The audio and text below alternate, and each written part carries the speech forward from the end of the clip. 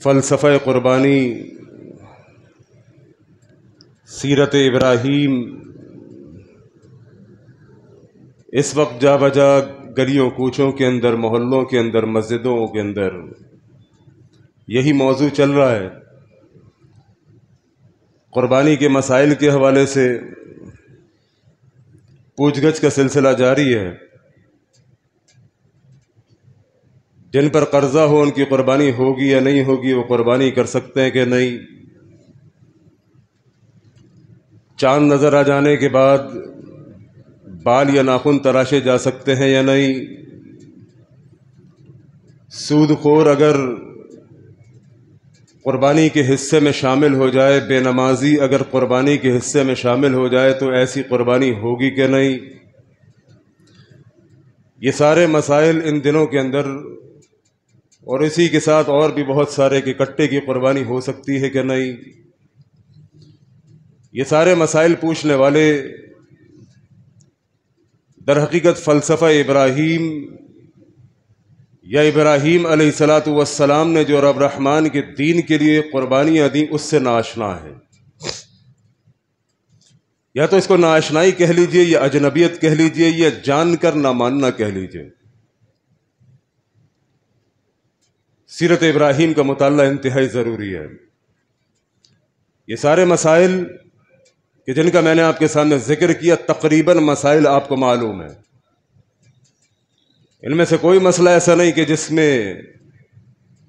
کسی کو کوئی کنفیوژن ہو، کوئی پریشانی ہو، تقریباً مسائل آپ کو معلوم ہے۔ جمعے کے خطبے کے اندر چونکہ وقت انتہائی مختصر ہوتا ہے،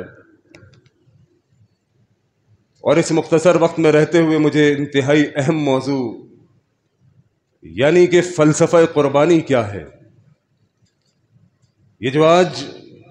منڈیوں کے چکر لگ رہے ہیں اور سودے بنائے جا رہے ہیں اور پھر عید والے دن ان کو قربان کیا جائے گا، اس کے پیچھے فلسفہ کیا ہے؟ یہ جو ایک جان اللہ رب العالمین کی راہ میں قربان ہوتی ہے، اس کا خون بہتا ہے، اس جانور کے گلے کے اوپر آپ اپنے ہاتھوں سے چھری چلاتے ہیں، ایک جان جا رہی ہے، ایک جان قربان ہو رہی ہے،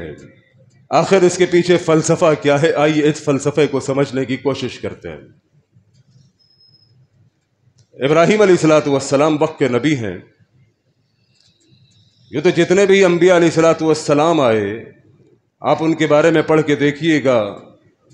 اور پیارے آقا جناب محمد رسول اللہ صلی اللہ علیہ وسلم کے بارے میں پڑھ کے دیکھیے گا، معلوم چلے گا کہ جتنے بھی نبی دنیا میں تشریف لائے ان تمام کے تمام انبیاء علیہ السلام نے رب رحمان کے دین کے لیے بہت قربانیاں پیش کی ہیں، لیکن جب بات ہوگی ابراہیم علیہ السلام کی، اللہ اکبر، کیا شان ہے ابراہیم علیہ السلام کی۔ سیرت ابراہیم کا مطالعہ کر کے معلوم چلتا ہے کہ رب رحمان نے وقت کے اس نبی ابراہیم سے جب جو قربانی مانگی، ابراہیم علیہ السلام پیچھے نہیں ہٹے۔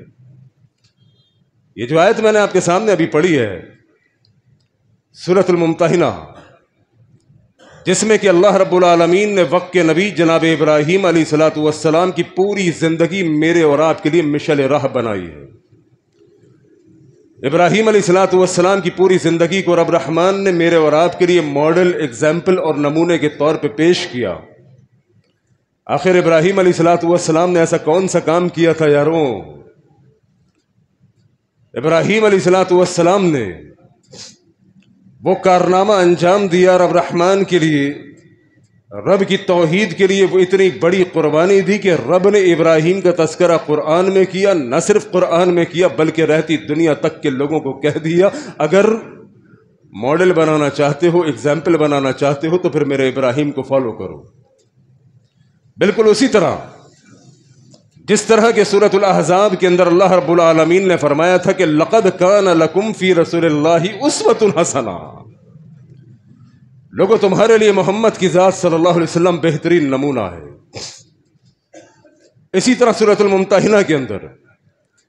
میرے رب نے ابراہیم علیہ السلام کے بارے میں فرمایا کہ قد کانت لکم اسوۃ حسنۃ فی ابراہیم والذین معہ،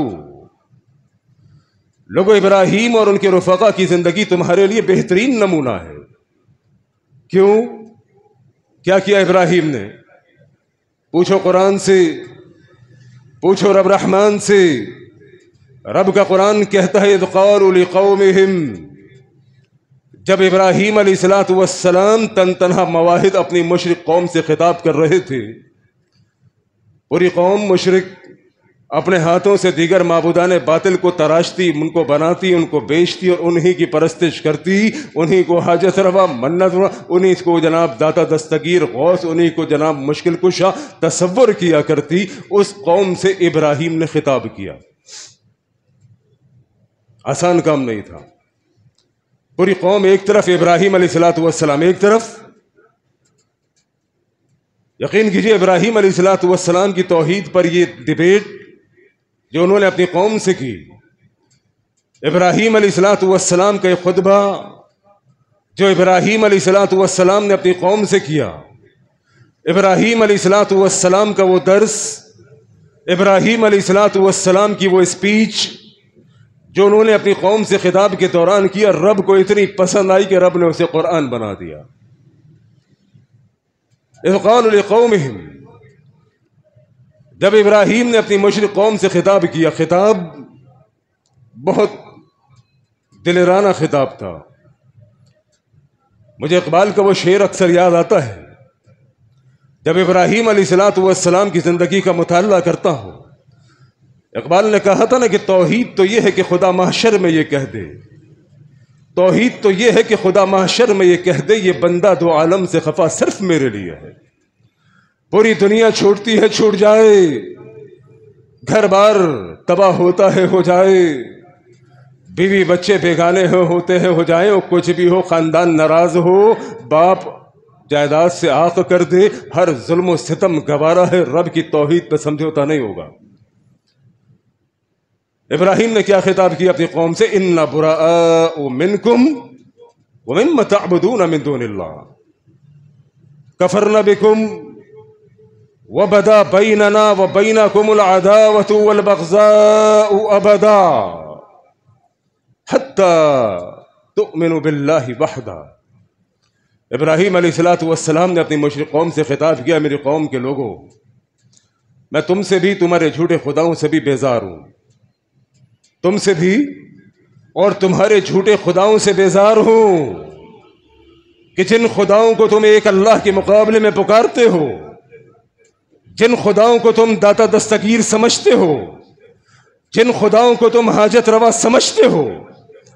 میں ابراہیم اِنَّا بُرَآءُ مِنْكُمْ وَمِمَّا تَعْبُدُونَ مِن دُونِ اللَّهِ، میں بیزارگی کا اعلان کرتا ہوں تم سے بھی، تمہارے خداؤں سے بھی۔ کفرنا بکم، میں ابراہیم منکر ہوں، میں ابراہیم انکار کرتا ہوں تمہارے جھوٹے نظام کا، میں ابراہیم انکار کرتا ہوں تمہارے جھوٹے سسٹمز کا، میں ابراہیم انکار کرتا ہوں تمہارے جھوٹے خداؤں کا۔ وَبَدَا بَيْنَنَا وَبَيْنَكُمُ الْعَدَاوَةُ وَالْبَغْضَاءُ أَبَدًا، اور میری قوم کے مشرکوں سن لو، ابراہیم کا اعلان جنگ، ابراہیم کا اعلان برات، ابراہیم یہ بات واضح طور پر کہتا ہے کہ ہمارے یعنی موحدین کے اور تم مشرکین کے درمیان بغض، عداوت، دشمنی، کینہ قائم رہے گی، یہاں تک کہ تم ایک اللہ کی توحید پر آ جاؤ۔ تم ایک اللہ کی توحید پر آ جاؤ گے، ہمارے بھائی بن جاؤ گے، محبتیں عام ہوں گی۔ لیکن تم ایک اللہ کو چھوڑ کر دیگر معبودان باطل کی پرستش کرو تو ابراہیم کا اعلان جنگ، پھر کوئی محبت نہیں، کوئی بھائی چارگی نہیں۔ یہ وہ ابراہیم علیہ السلام کا خطاب تھا جو رب رحمان کو اتنا پسند آیا کہ رہتی دنیا تک کے لیے ابراہیم کو ماڈل بھی بنایا اور ابراہیم کے اس خطبے کو قرآن میں بیان کیا۔